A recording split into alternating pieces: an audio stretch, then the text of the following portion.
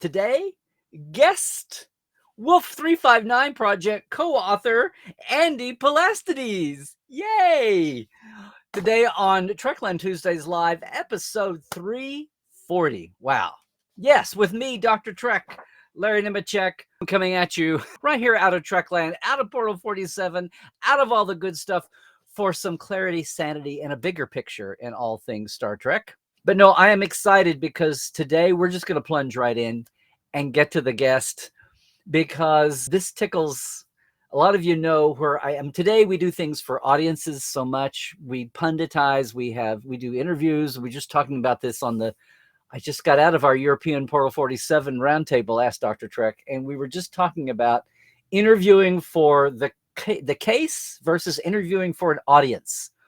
And sometimes you give up interviewing what you want to do as source material just to entertain people. And sometimes people are easily entertained. But the original, the thing that made me a Star Trek fan was this passion for the universe. And then later on, how the universe was made. And I don't mean in a theological sense, although the way some people worship Star Trek, maybe it is. But no, I'm talking about the thing that made me mystified, that just caught my imagination. After the initial wave of just watching the show after school on TV was the tech manual, the medical reference, Bijo's Concordance, all those wonderful pieces that not only collected now what we call canon, but what I started to call gap filling and weaving the points. And we never got the other names of the ships. We never got what was down this corridor on this deck. And being able to start meshing that out so that people eventually, well, just the trivia hounds, but also things like gamers and cosplayers and model builders and everybody else who needs that, they can't set their life of Star Trek merely by what crumbs the people who, write the stories are going to throw at us that week. So yeah, the science and the minority at first, and now thanks to the internet, the explosion of all the headcanon folks who are putting it together, but even in a more organized way. The gaming world, tabletop and STO, adventures and STO, and all the ways, they need more detail. They need more data, aside from just folks that love the history. And that's why I keep my radar up for seeing folks like that doing. I'm so envious of those people, because that's what I started to do. We can talk about that in a minute. That's why my radar was perked when I saw this flying by. And stellar cartography, I should say, to be fair to everybody, including myself, stellar cartography is a huge part of, that's a case of overlapping real science with collecting all the data and then retconning or gap filling. So today it's such a thrill to have a guest from across the pond here in the middle of the day for us in the States. It's a thrill to have one of the co-authors of an amazing, I may cheat occasionally, but here on the pad, which is the way it's meant to be seen, we have engaged the Borg, which is the oral history of the Battle of Wolf 359. And if you know what an oral history is, you say, wait a minute, haven't most people at Wolf 359, died? Well, that's that gets the idea across. No, it's by Andy Poulastides and Eric Muirhead. We've got Andy with us today, and I'm so thrilled about this. Andy, come on in here. Boom, there we are. Hello there. Hello, sir. Coming to us from, where are you physically, actually? I'm physically in Manchester in the UK. So there we go. As you say, far across the pond on the other side of the planet. But it is, the sun's over the yard I'm here, right? So I can drink. That's an American phrase, isn't it? Across the pond. Or do the Brits say it? Yes, I believe it is. Yeah. Nobody. It goes both ways. You say okay. It just struck me. I never thought to think that, to ask anybody when we were over there. So yes, so let's talk about this. The first thing I think of what I knew I've worked on, but just in the recent years, one thing that pops up, and you know what? Why don't I have you tell me how you describe your baby here, and how did it come about? Tell the unwashed exactly how to categorize this in their little Star Trek franchise brain. Well, first of all, happy Enterprise Day. Today being the 17th of January, 1701. Yes. If you do the dates in the correct format as they are meant to be seen, which is day and month and all that. But if you celebrate Enterprise Day, happy Enterprise Day. Yeah, absolutely. If you do. How did this come about? I started this project. This has been living in my head pretty much since 1992. Oh my goodness. In the UK, when we got Star Trek over here, we only had like 4 channels at the time. BBC Two, 6 o'clock, Best of Both Worlds Part 1. It builds up, Locutus on screen, Mr. Worf, fire. You get that dramatic music beat, and then nothing. 6 months of nothing. There's no internet, there's no social media, and I was at school at the time, so there's not even any school holidays for me to go and actually kind of speak to people and just kind of geek out about this. So that build up, and then Part 2 lands, and you have the moment when they get to Wolf359 and they fly through the debris of ships, and it was just like, because up until that point, I think the most starships we've ever seen on an episode of Star Trek was 4 in the Ultimate Computer, I think. I was going to say Ultimate Computer had to be it, yeah, and that was obviously the prism effect or whatever. Absolutely. So that really kind of stuck with us, and Star Trek was a big part of my life growing up. And I'd be the internet came along, you'd find web forums, you'd have discussions with people, you'd talk about would a Star Destroyer have survived at Wolf359? Could a Star Destroyer destroy the Enterprise? Star Destroyers popped up a lot for some reason. But it just kind of, it was a thing which just kind of dotted around there. I also, big fan of things like the tech manual, and your copy of Stellar Cartography, I'm afraid, flew out the window. I'll get to why later on. But okay. But I love treating Star Trek as a real world, as a real place, as a real thing. And we reach Wolf359. Yeah, and Wolf359, I think, is a seminal moment in the history of Trek. It is this moment where really everything changed, and it impacted everything that came afterwards. And how the book itself came along was basically, there was a thing that happened a couple of years ago. I don't know if you recall. A lot of us were kind of just staying in our homes with nothing else to do. And I found myself with some free time. And I thought throughout that entire period of the lockdown, I should write a book. I should get around to write a book. I should write a book. And I didn't. But then we got to the end of lockdown, and then I decided, actually, no, I really should write this book now. And that's when I met my my erstwhile co-author, Eric Muirhead, who had previously written a large Star Trek fan project about the USS Pershing. And I said, hey, I've got an idea. My idea is World War Z, but for Wolf359. And instantly he was like, I got it. I know exactly where you're coming from. That's great. And then over the next 22 months, we kind of fleshed out the story of what happened at Wolf359. That's everything from the lead up to it, the battle itself, what came afterwards, trying to also connect all those dots, because, Star Trek, it loves to retcon stuff. It loves to go back and suddenly say, hey, the Borg were in Enterprise. It loves to have Voyager show up in every other week. It's just as a reference to Wolf359 that wasn't there before. It's also, well, let's stop a second. So not only, and the obvious thing is Wolf359 is what launches DS9. Not just launches the series, but launches the Sisko backstory, and we instantly are thrown in with Sisko and Picard in that tension, and that's what animates the origin arc of Sisko for DS9 is Wolf359. But even beyond that, Voyager started off being the series, and I know this from interviewing everybody back in the day, but it started being the series that was in the Delta Quadrant and distant, and you've got Mike Okuda and Rick and all those guys saying, guys, we put the Borg in the Delta Quadrant to be distant. This is going to be, and they're like, oh yes, but we're concentrating. We've got to do we can't do old, we don't want to revisit the old stuff. This is about the new crazy weird. Well, by the 3rd season and the coming of First Contact, the movie, Voyager feels we should cross promote a little bit. So they do the Unity, which was like what Chakotay comes across the lost Borg colony, right? And they do it thinking that's all they're going to do. And by the time they wrote that one mid-season, no big deal episode, get a few Borg things out of storage, they were like, oh my God. It's like, yes, we tried to tell you, you're totally missing. So that was the roots of what led to, 7 of 9. And suddenly we're back revisiting Borg. But even more than that, now we're even retconning, and it popped up more than once. Suddenly we're talking, Unity was the first, but we're talking to survivors of Wolf359. Oh, really? How did that, So yes, even when you're in the Delta Quadrant, you're coming up with wacko threads of retconning back to, or adding to, what happened at Wolf359, and it's almost never stopped. So that had to add to the big pie, the big pizza pie that you had to deal with, right, to put this together. Just as a start. Oh yeah.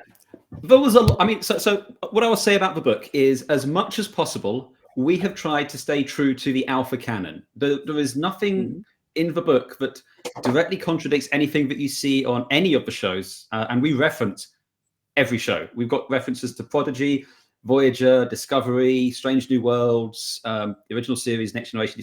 We've got references to everything in there, and we tie it together in such a way where it all makes sense. We get a little squiffy with beta canon, but beta canon just kind of contradicts itself as you go along anyway. So we kind of did that. No, the real fun happened. So let me cast your mind back to the end of last year. As you know, when a show is to come out, often they will send screeners out to companies, people to kind of advertise the show.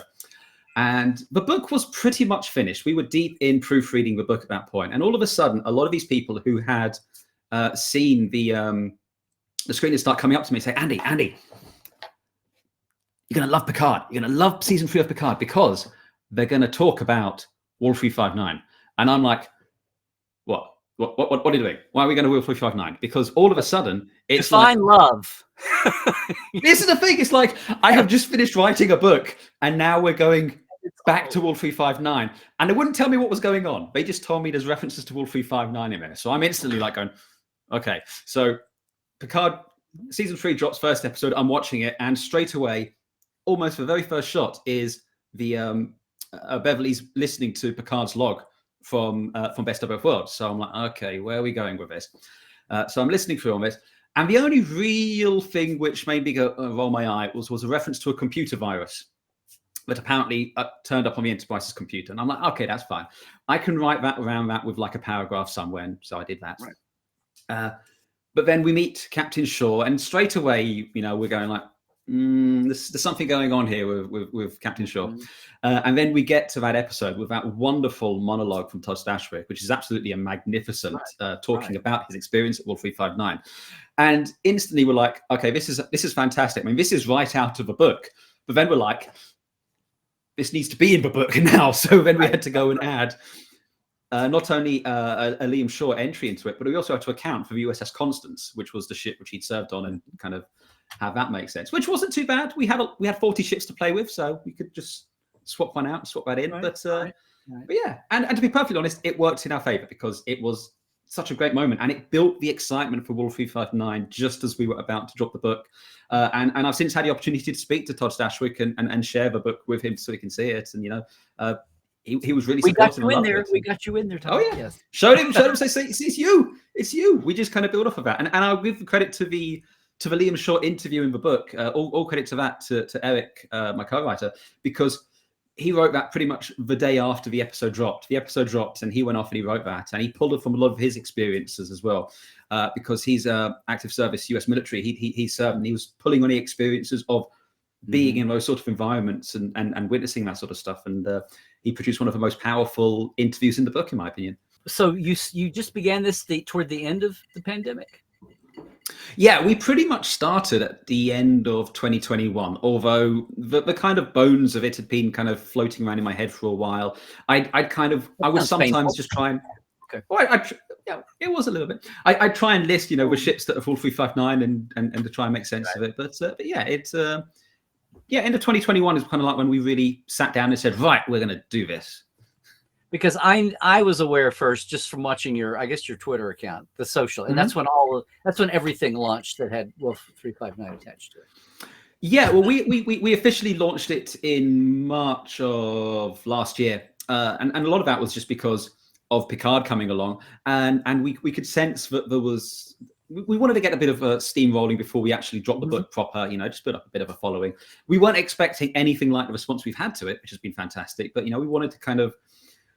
If I'm perfectly honest, we kind of wanted to just kind of ease people into the idea we were doing this book because, you know, Star Trek fans, I love Star Trek fans. As you can see, I'm a huge Starship nerd, but we made some choices with some of the ships at Wolf359, which might have proven to be contentious. So we wanted to just kind of let them warm up to this idea that we were going to include certain ships which they might not have been expecting. And also the contentious point of which of the ships from the 39 survived. So, you know, that was always going to be a bit of a contentious point as well. So we want to just kind of, you know, ease people into that.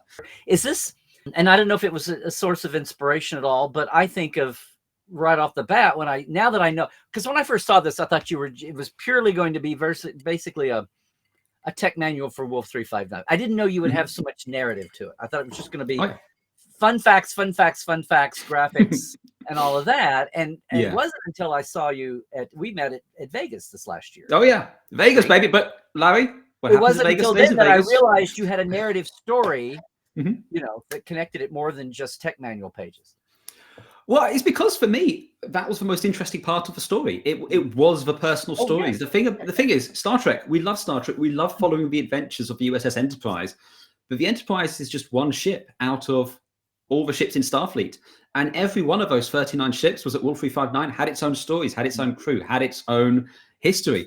And we wanted to kind of explore it. There's that moment when the Enterprise is passing through the debris field at Wolf359 and Shelby's there and she starts listing off names, the Tolstoy, the Chekhov, the Melbourne, and the Kyushu. And each of those ships has a legacy of its own. Each of those ships has a story to be told. And, we really wanted to kind of explore that and kind of build upon that. But also, this entire project really was squaring the circle of how do you go from losing 40 starships at Wolf359 being a massive blow to the Federation, to Deep Space Nine, where you have fleets of hundreds of starships being thrown at the Cardassians of the Jem'Hadar. And it's just, another Tuesday. Just throw in another 6 galaxy classes, it's fine. How do you get from there to there? And it was just kind of exploring what happens in a realistic sense, not just, we just started using CGI so it was easier to animate the models. It was in universe. How do you... Absolutely. It's entirely... Let's go to the mothball yards. Well, one of the things would be, where do you put it's 40, it's 39. What was it? Give us There are 40 ships. Okay. There are 40 starships which are sent to Wolf359 to intercept the Borg, and one of those ships survives. One of those 40 ships survives in a sense that it's put back into service, and Starfleet basically decides to say that ship survives because it's about the narrative. If you lose 40 starships in any battle, that's a disaster, But if you lost 39 starships and one ship survived, well, that's a different story. You've completely changed the narrative. So we were wondering, what does Starfleet and the Federation do in the wake of that sort of thing? You change the narrative. You make one of those ships survive so that it is the hero. It's a Dunkirk moment, effectively. Right. It's still a retreat. It's still a defeat, but you're pulling a victory out of it of a sort. So that's kind of what came around about. And that also lets us explain why other ships might show up later on, but the official survival was, it was the USS Hood. The book's been out for a while now. That's the ship that's our designated survivor, was the Hood.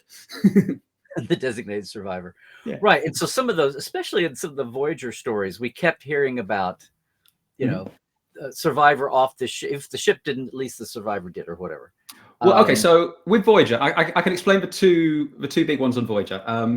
Everyone always points to the USS Endeavour as being a ship which survives because in, I think, Unity, Janeway is reading through the logs of captains who've encountered the Borg previously, and she quotes a Captain Amazov off of the USS Endeavour. And in the Star Trek Encyclopedia as well, Michael Okuda references that the Endeavour may have been one of the ships which survived at Wolf359. But it doesn't say it's fought at Wolf359. There's just a log entry from someone who has dealt with the Borg, and this reference to the Endeavour. So we actually have the Endeavour and Captain Amazov in our narrative, but we have him as part of the force which first shows up at Wolf359 in the aftermath. Is there to witness and clean up and to try and find survivors, and that's what prompts him to say, the Borg are as close to evil as I can possibly imagine. This is what I call texture, not trivia. This is what I call, we get our panties in a wad about what you just talked about. How did he? And it's like, you can have it both ways, guys. We can. It's the not what it seems at first, or it's the detail that goes against the grain. But just saying, well, he was there surveying the aftermath, but he wasn't in the. That's a lovely. Well, for me, it had a lot more emotional resonance of having him show up in the aftermath of Wolf359, because the narrative we have is the bulk of Starfleet is actually kept behind in Earth. And the idea is once the Borg arrives, they will try and rush the Borg cube with as much as they have and destroy it there if they can do. Wolf359 is very much we're going to try and stop the Borg there if we can do. We have a... Okay, I'm going to say this now. if you haven't read the book, I'm going to just spoil what we present in the book. The broad strokes are the same as what you already know. Okay, the Borg show up, kill a lot of people, get to Earth. First contact happens later on. But our narrative, the reason why they only send 40 starships to Wolf359 is they have a plan. The plan is to try and destroy the Wolf359 star, because they happen to know a Elorian scientist who happens to be developing a probe, and they think if we can stop the Borg in this system and destroy the star, we might stop the Borg here. Wolf359 is an uninhabited system. You know, no one goes there. It's an absolute backwater. So their plan is we trick the Borg to come to 359, we destroy the star, no more Borg, problem solved. The probe doesn't work though. You know, it's still an immature technology. It's not all there. And so then the fleet attacks, trying to stop the Borg, because, you know, what else are you going to do? And it fails, and then the and so the rest of the fleet is in Earth, and we have an interview with Amazov who talks about how him and his crew were ready to die. They were waiting for that moment. They'd seen what happens at Wolf359. They're there, they're ready, they're waiting for the moment, and then all of a sudden the Borg ship just explodes.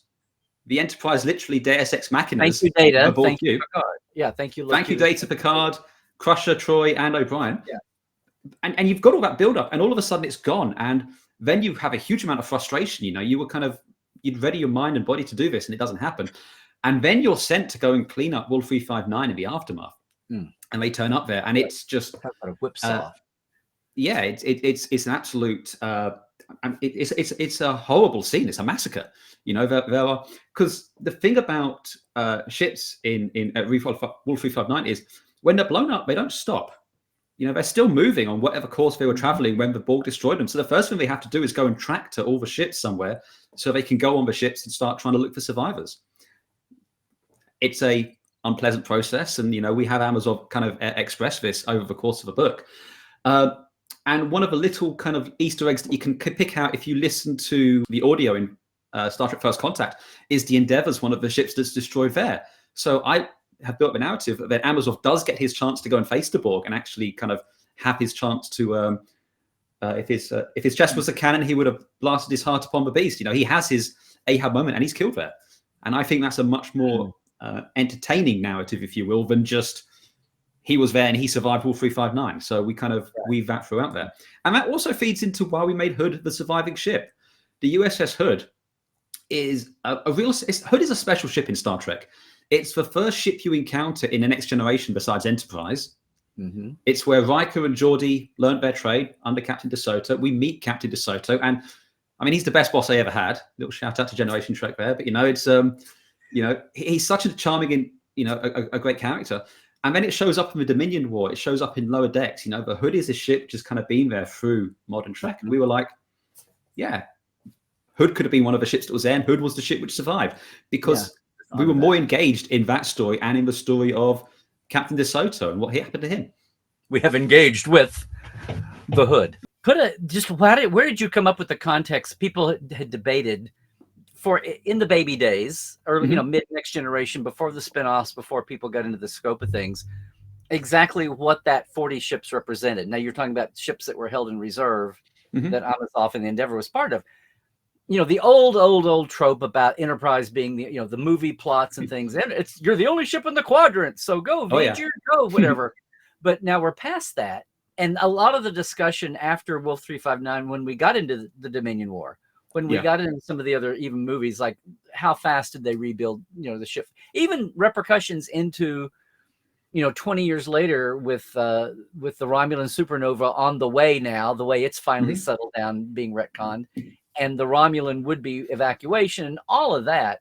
And even down to like the cut and paste fleet with the Inquiry class, and then the plethora of ships we've got active, the Picard build, which is now we're up to 40 years later. 40 years later. No, 30 years. 2402, I think Picard season 3 was. So we are about 40 odd years. Yeah. So just the fact of so it goes back to the core thing of how much of the fleet were the 40 ships. Do you get into that? Do you put that into context? Because a lot of it they couldn't get from the far-flung ends of the Federation into. A lot of it's not actually about the number of ships. It's about how Starfleet wields those ships and how it views itself. I think one of the oldest discussions that you will have when it comes to Starfleet, and this will spawn endless debates on Twitter or the forums or what have you, is the question: is Starfleet a military? You know, this is a question that just goes on forever, and it's lower deck spotter for sure when they get meta on lower decks. Yeah, still, yeah. The answer is it is and it isn't, because Starfleet is its own thing. But what we look at is we ask the question of how does Starfleet, or how does the Federation wield Starfleet? And if you look at the Next Generation seasons 1 and 2 especially, you very rarely see more than one ship on screen. It's usually the Enterprise. And there's a great episode, Peak Performance, with Sinar Kilrami, our Zakdon friend. And he basically talks about how Starfleet is no longer equipped to face an enemy like the Borg. It just doesn't know. So we basically look at it in this sense that Starfleet's been riding on the coattails of Khitomer for the best part of a century by the time we get to Best of Both Worlds. It's in a situation where it's never really had to face a serious threat like the Borg in the past 100 years. It has the ships, it has the resources. Including the trouble with Cardassians on the border. Well, even the trouble with the Cardassians at the borders, it's very much at the border. It's never going to risk Earth. It's never going to risk Andor or Vulcan. It's really just down to, it's a border dispute, effectively. And what you have is a situation where Starfleet's in a situation where it can just out-logistics anyone. It doesn't have to be better at fighting. It just has to be better at making sure the ship's available to fight those battles, because it doesn't face anyone. The Romulans are, hiding away in the neutral zone. We explain what the Romulans are doing in our book, but that's besides the point. The Klingons are still largely a broken people. They haven't really recovered from Khitomer at that point. I mean, the Ferengi are viewed as a serious threat at the beginning of the Next Generation, and that's kind of where Starfleet is in that sort of a mindset. So it's really a question of how do you effectively wield it. When you get to Deep Space Nine, they talk about, it's the Second Fleet, the Third Fleet, the Ninth Fleet. They are thinking now as a naval formation and wielding it tactically. But that's just not something that they're doing in the Next Generation.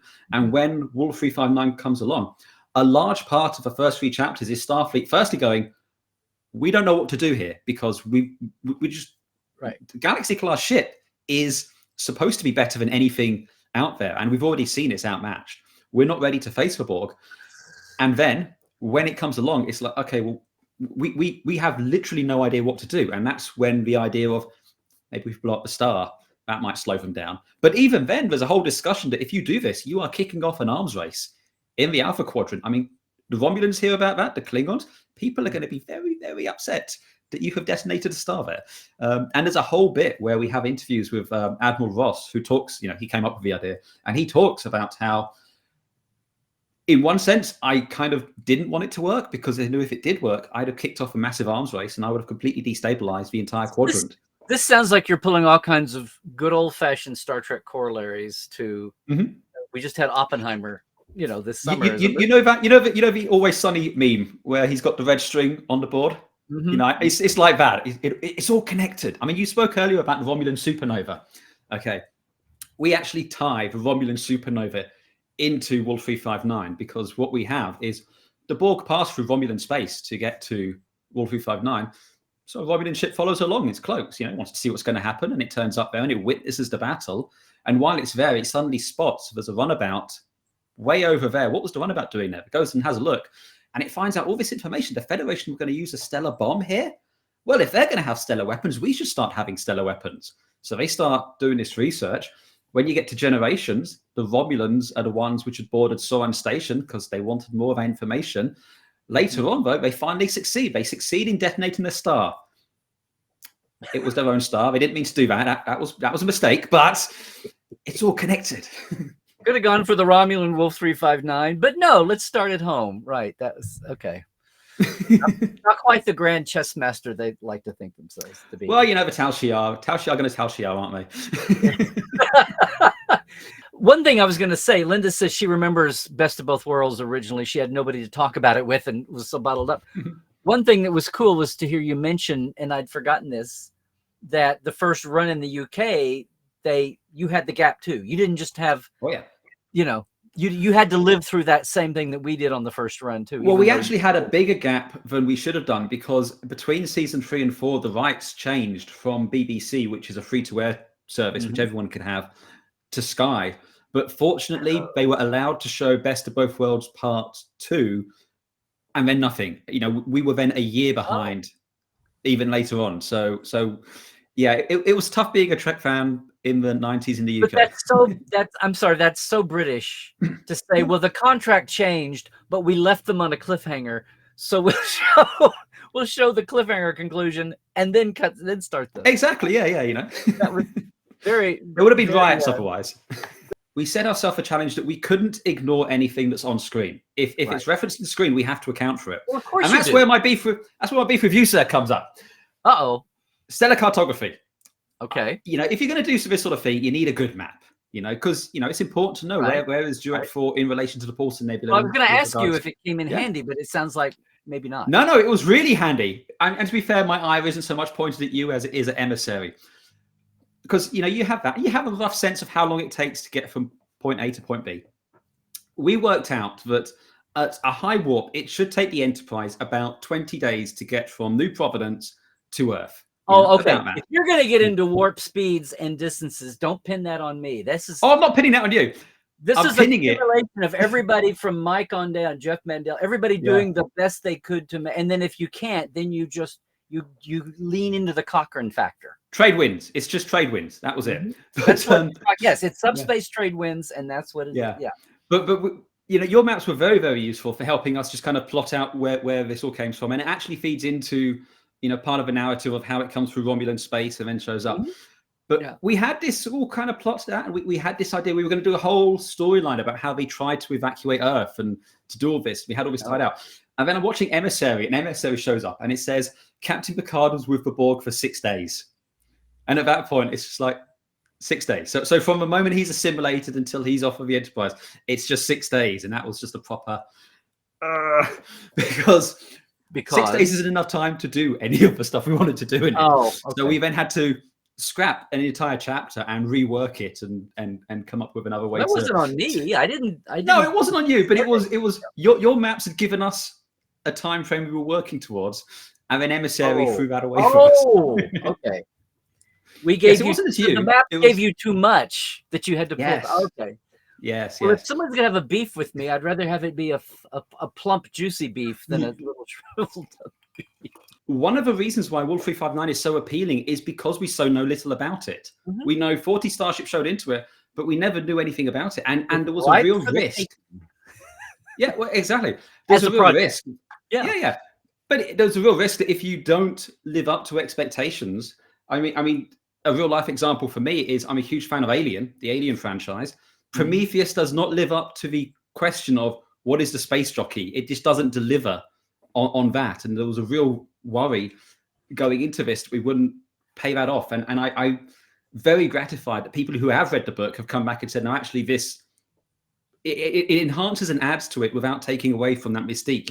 If you're going to occupy the space, you want to make it a worthwhile endeavor and not just, cheap out on it, basically. And I'm very happy that we were able to kind of do that, because we've still left some things kind of as a mystery. We don't have accounts from every ship that was at Wolf359. We don't have interviews with people at every one. We just give you enough to kind of follow through it and kind of get a very broad stroke of what it is. But it worked for that purposes. That technique of the here's the log entry or here's the interview is also reminds me a lot of the old classic spaceflight chronology book, which was dead on arrival because they didn't follow any, and it's been a stub over the years. Everything that everything it introduced never went anywhere. Didn't really fit into what was emerging. It was very pretty, and it has Rick Sternbach rocket paintings in it, ship paintings in it.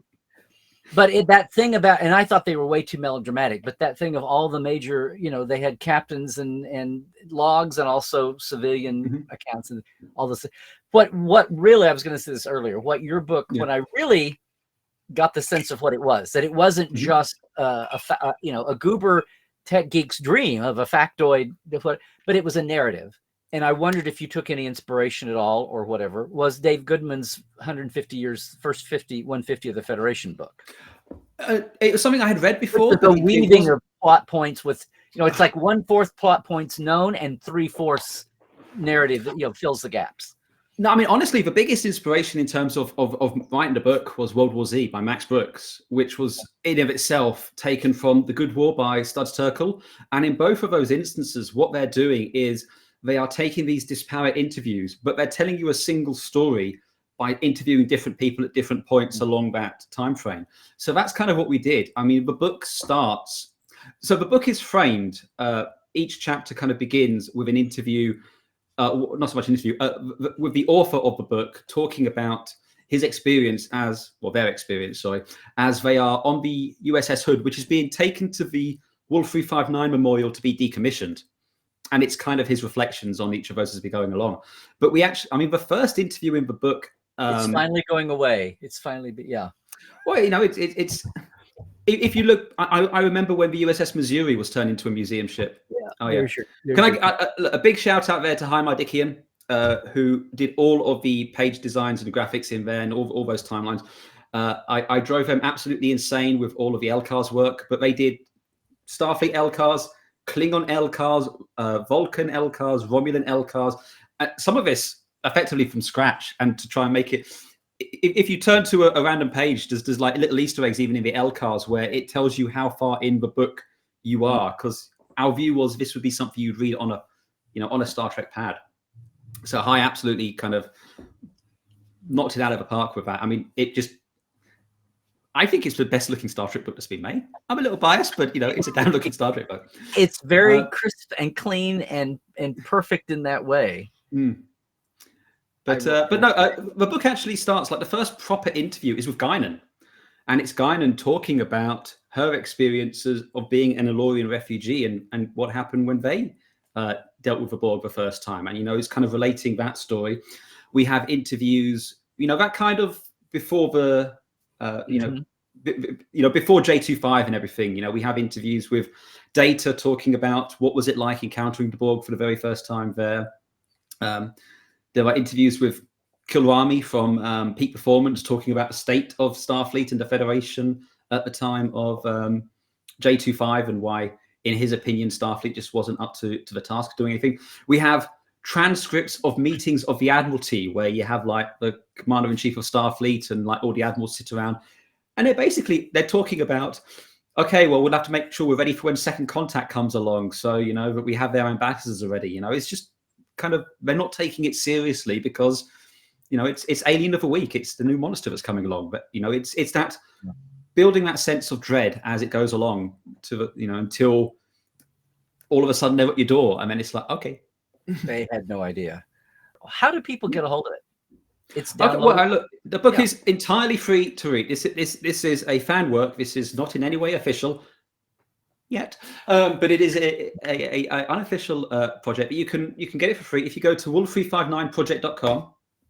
You can download the PDF there, and if I do say so myself, it is a beautiful PDF. If I get my pad to work, come on, yes, you'll see. All this beautiful work there. Many people did stuff on here. You can download this absolutely free from there. It's also on Archive of Our Own, so AO3. If you go there, you can just search for We Have Engaged the Borg, and it should pop up on that. And from there, you can download it to your Kindle as well, because PDFs and Kindles don't necessarily play too nicely. But you can download it onto your Kindle from there. I'm afraid we cannot offer physical copies. Paramount were very, very firm with that. We can't offer physical copies. Well, let's talk about that. What's that? This is so awesome. There's 2 or 3 levels here. One of the things is, like you said, you were holding your breath, knowing Picard was going to lean back, or once you found out. Were there? Let me first of all, were there any other hiccups along the way? You kind of assimilated the whole Liam Shaw and his ship. I mean, no, not hiccups, but what I think was really fascinating is all of a sudden last year, out of nowhere, there were 3 big Wolf359 projects which came along. There was us with our book. There's also a supremely talented CG artist on YouTube called JTVFX. I highly recommend you go and check out their page. And they have done an amazing 3D representation of the battle as if it was filmed in the 90s using the techniques available at the time. It is probably the most accurate representation of what the battle would have looked like if they'd have had the budget in 1992 to actually remain in battle. It's amazing. Just do it Yeah, it's just they just do it all. Their take on the battle is very different to what ours is, but that came along, and then of course there was Picard season 3, where all of a sudden Wolf359 was back at the forefront. So and then the whole idea of tracking ships, and you've got Dave Blass and all the guys like trying to, even after the fact, retconning things and trying to keep the ship nerds and the tech heads happy. But you've got the Fleet Museum celebrating ships. You've got the the Section 31 Museum where that even comes into play, and the whole idea of history and preservation. And now we're tracking things across decades of Star Trek lore and Star Trek canon. Yeah, that whole world blew up. So I can totally see you sitting on pins and needles. But basically, what I think you're saying is you got through Picard season 3 in your selfish view of the thing. Not being blown out of the water. Nothing. Oh no. We got to the end of Picard season 3. So we actually, the book is written. It is set in 2396, which is about 3 years before Picard season 1. But we also have a coda, which is an interview with Jean-Luc Picard. It's the only interview he gives in the book, and that is set after the event of Picard season 1. So we don't actually reference anything in Picard season 2 or season 3 in the book, because we take the view that the author wrote the book in 2396 when the Hood was decommissioned, which would be 30 years post Wolf359. And then Picard read the book, and after his experiences with Hugh and the Borg Reclamation Project in Picard season 1, reached out to the author and said, I will finally give you an interview so I can have some closure on this. And he gives an interview, and then that's the end of the book. So that kind of worked out nicely for us. Yeah. It also means we didn't have to deal with any of the stuff in Picard season 3. Right. Well, a nice. Is there anything that you would like to tweak now, or is it still good for you? Do you have closure with Wolf359? I have closure. I'm very happy with Wolf359 story that we've done. We might go and do a supplemental book like the Ships of Wolf359, where we'll do a little kind of animation. There's a really talented artist called Pundus who does a lot of stuff. He did some stuff in Picard season 3 and Star Trek Online, and we might do a book with them, which is just kind of like each of the ships. We'll do a little render and a little brief backstory, a little bit of history to that ship. But that would probably be it for 359. But there are other kind of history projects that me and my co-authors are working on. I mentioned John previously, and what he's currently working on is a book series called The Edge of Midnight. And The Edge of Midnight is a historical account of the Federation Klingon War. So everything from Discovery through the original series all the way up to Khitomer. One day he'll get to Khitomer. He'll get there when he gets there. But he's currently working through that. And much like we did with 359, it is trying to thread a singular narrative so that what we see in Discovery and then what we see in the original series and then what we see in the Star Trek movies makes sense. And he's approaching that as if he is a historian going back and writing a history book from the mid-2330s, I think is the time frame. And Hi Mardikian, the page designer, is working on a book series called the Oniaka 3 Project. And that is a story about Hugh and the ex-Borgs, the ex-Bs on Oniaka 3 that you see in Descent, and then effectively telling the story about how they gain independence and how they become a fully formed entity of themselves. And it's all about identity and coming to terms with yourself and dealing with traumas from your past and building a new world and light. And both of them were really instrumental in kind of shaping this work and fleshing it out. And my co-author, Eric, he has a book series called New Horizons, which is set after the Dominion War, but before Nemesis. And it's about the reconstruction of Cardassia. And it's kind of like that post-war, what is the Federation doing to kind of deal with the state of the galaxy that exists there? And, it's kind of following a ship, dealing with that. And those are either ongoing or finished and out there. I wanted to ask you about that. What's been the reception? Because it is so good. And I saw a couple of physical copies, but it is so good. Sometimes you can be too good as a fan. Yes. Doesn't exist. The thing is, we did a small run, because I wanted I'm putting mine. I wanted a physical. Okay. I wanted a physical copy for myself, and people who contributed, they gave us those. But Paramount then reached out to us and said, no, naughty, can't do that. And so yeah, we can't offer physical copies, and it's a real shame that there's just no avenues for us to be Well, able to do that. what about? I mean, you would not be the first time that someone did something. I'm looking at me. I'm looking at Dan Madsen. Lots of people. The fan work was so well received that it had to stop. But then they immediately turn around and try to bring them in the fold to do something. Have you had any kind of?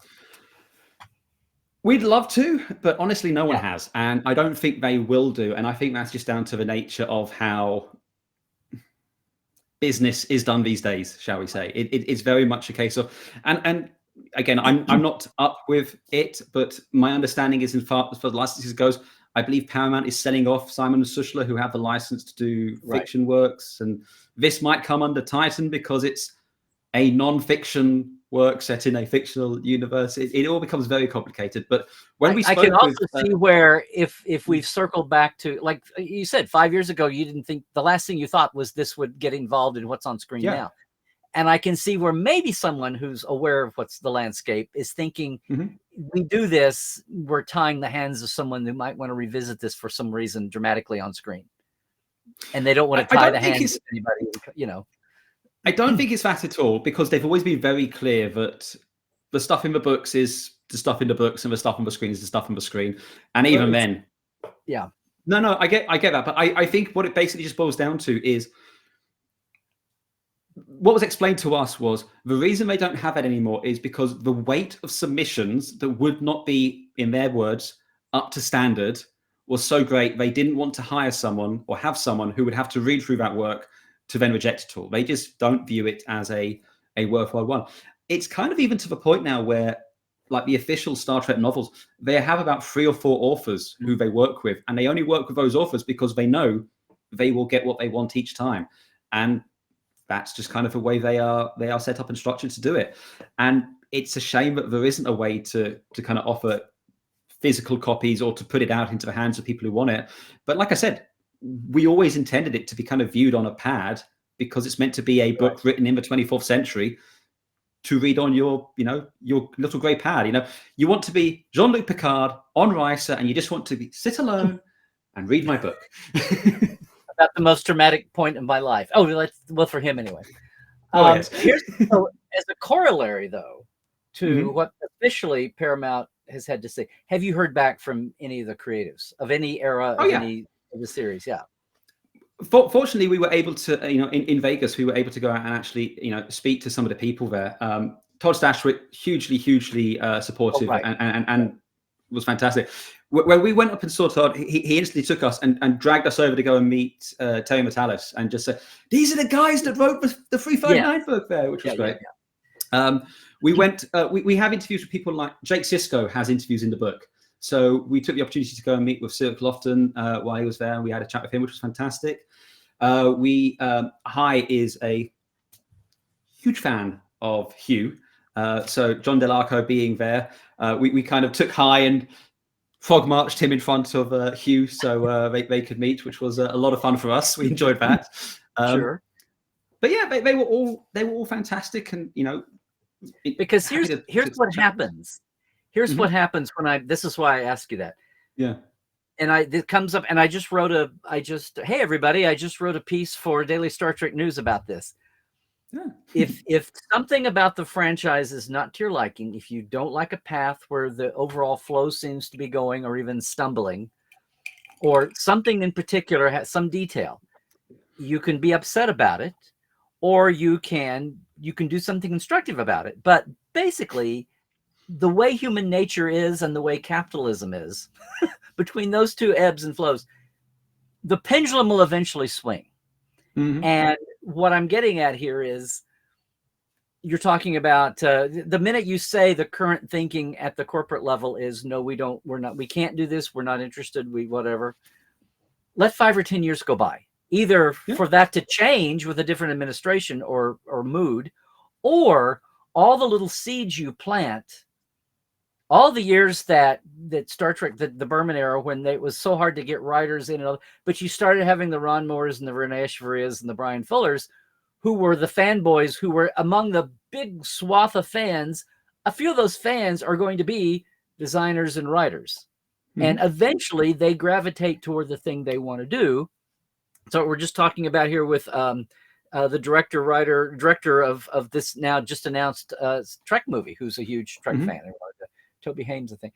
But what started happening was by the time we got to DS9 and Voyager, and especially Enterprise, the Mike Sussmans and the Manikotos running things had played the online.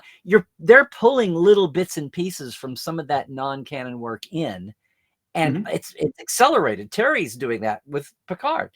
All I'm saying here is all the little seeds you're planting here, you don't know in 5 or 10 or 15 years, if not as a body of work, a lot of nods are going to be taken. A lot of influencers are going to pull up things that they couldn't help but enjoy from this. You can't help it. It's too thick. It's too massive. It's too well done. Well, I was, for those, it's good. It's a defensive weapon. Certainly. Decision makers and gatekeepers are going to pull from that, whether they even remember. I'm sure they'll remember, but whether they're going to be affected by it.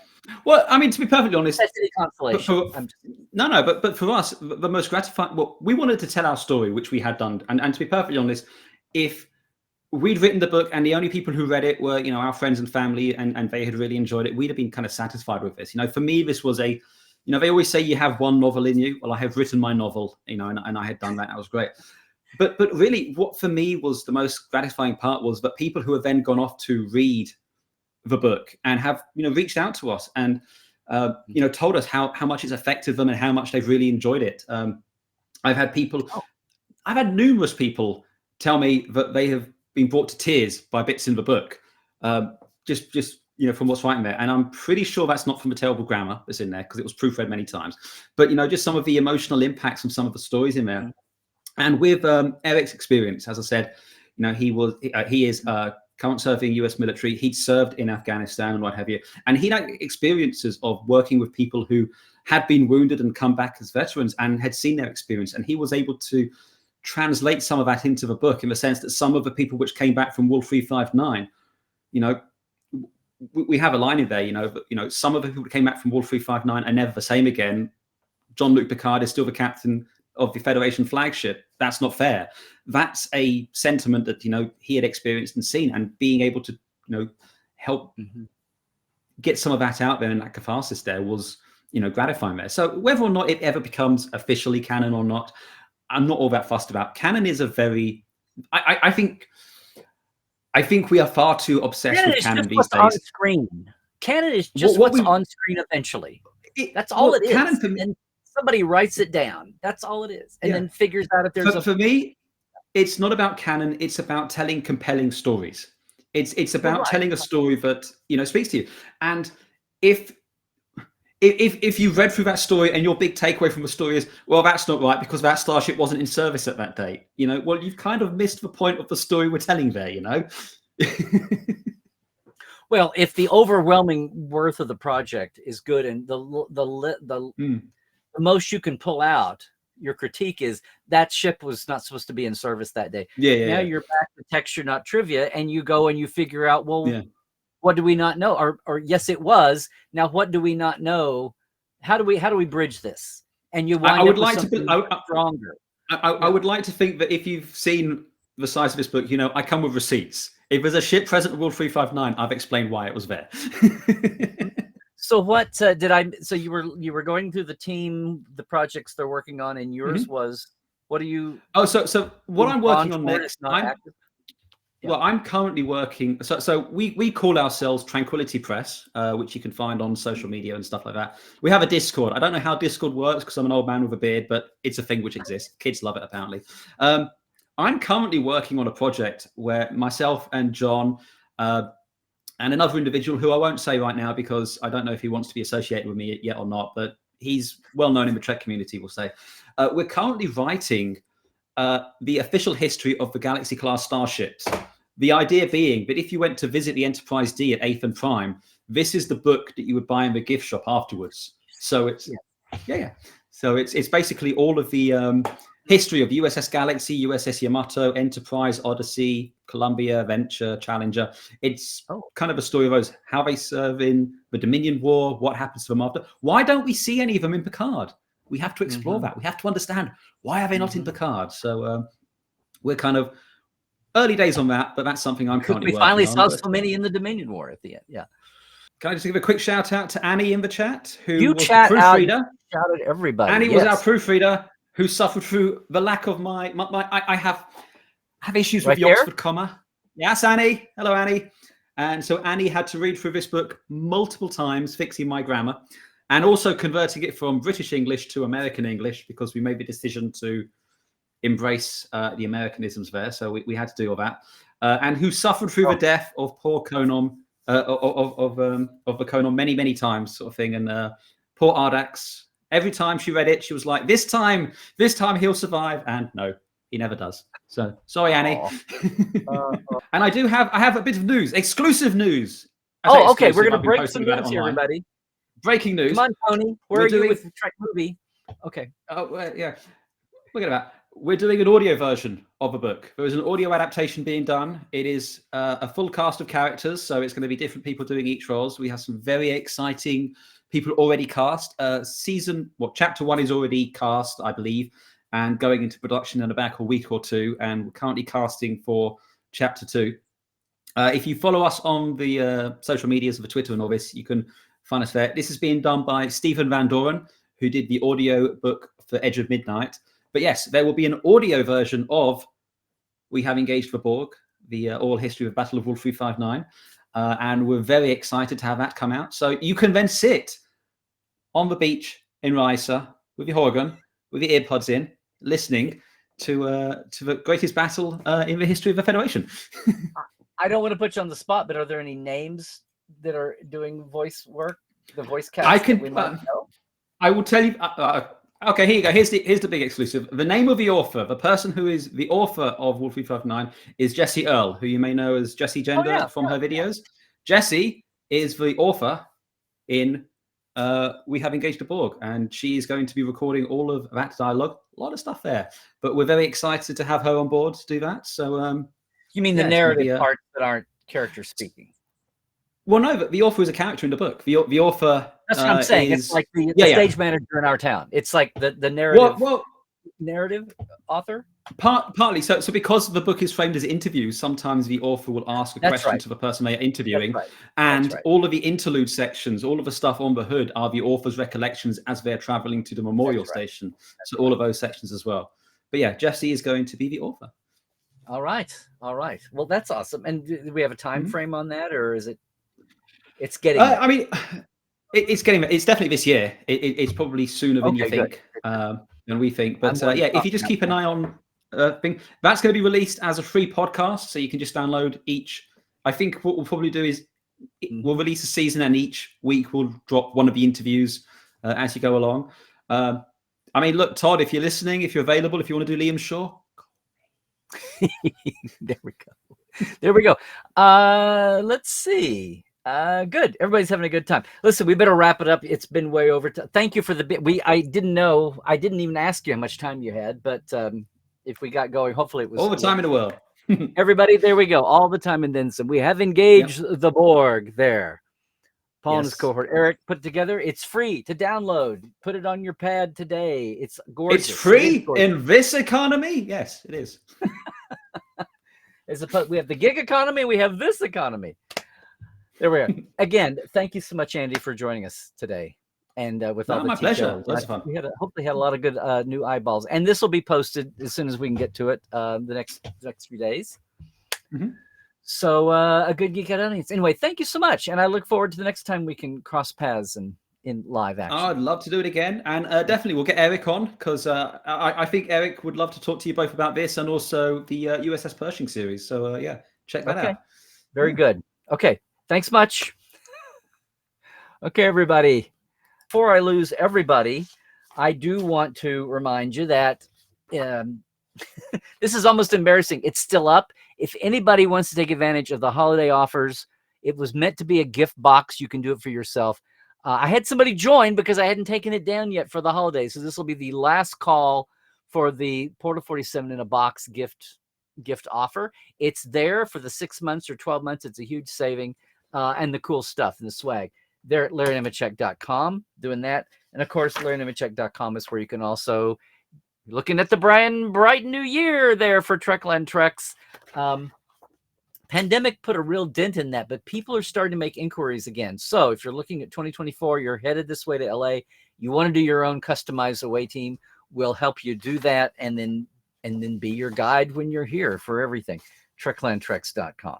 Of course, it's a brand new year. Well, we're 2-3 weeks in, and we still owe so much to our Patreon folks. So here is my big thanks, as always, to our TTL Club. Yeah, I'm talking about Diana Hopkins, Robin Wilson, Lawrence Todd, hey, Anne-Marie, Justin Porteous, Glinda Bruton, Chris Jiggins, Pranakasha Productions, Comedy Forecast, Andrew Jasimski, and our live wires, Robert McLean, Byron Bailey, J.R. Poole, Halbert Gunnjonsson, Alan Hoensi, Dave Gregory, Tobias Rex, Donna S. Runyon, and Casey Shafsky. If you're wondering what I'm talking about, I have a very simple Patreon there. Some say it might be too simple, but $5, $10 a month, patreon.com/Trekland Live. We've slowly been building it up. It's been a year now since we occasionally, maybe once a month or so, have guests. That's been awesome. Of course, it's Wednesday, so what's been up for a day already? This week's Trek Files. We're back with the animated series pitch that was happening until the young writer went against the protocol grain, and none other than Dorothy Fontana had to tell someone she was mentoring that he broke the rules. But there's a silver lining. There's a happy ending to the story. You want to listen to the Trek Files this week, wherever you find podcasts are caught. The documents, and you want to make sure and catch them, are at our Facebook page, as always, and elsewhere, just around the galaxy, around the local sector. I'm still there, Nemecek, at Twitter, and Trekland here on YouTube. Make sure you like and subscribe. Also Instagram, also Facebook, and Portal47.net. I just told you the silly special is still up. You can just join for normals, though, if you want to. We would love to have you. I've got Mike Sussman as our guest this month, and I've been after Mike for ages. Now, this is almost never. Our open houses are public, and we just had Nick Meyer. You can find that on YouTube. But otherwise, you have to be a Portal 47 member, enjoy the roundtables, enjoy the sharing from my archives, and enjoy our behind-the-scenes guests. So many of them you do not see, really, being interviewed, being on convention stages. There's a lot more of that now, thank goodness, with our YouTube explosion. But still, in the 7 going on 8 years of Portal 47, the vast majority of those folks that have been our guests, some of them right there, have not been really out in public, but we're trying to remedy that and get them on film, get them recorded, aside from a long-term interview. But all of Portal 47 is all about the behind-the-scenes folks and publicizing them, but also just getting their stories preserved and their insights and their memories and what they can tell us about the folks who have already passed, as well as just all the different guilds and persuasions and career paths that go to make the Star Trek that we love on the surface. That we fall in love with the actors first and the writers next, and then so much more even beyond that. That's Portal 47, and that's what I do, and that's why I enjoy having Trekland Tuesdays live now, to be able to have folks like Andy on, who are giving us sidebar Star Trek. A direct feed to the heart, but it's still in that world of Trek adjacent, even though we enjoy it so much. So everybody, a different kind of a show. Again, it's always special when we have a guest. So thank you for being here. Thank you if you're up late around the world.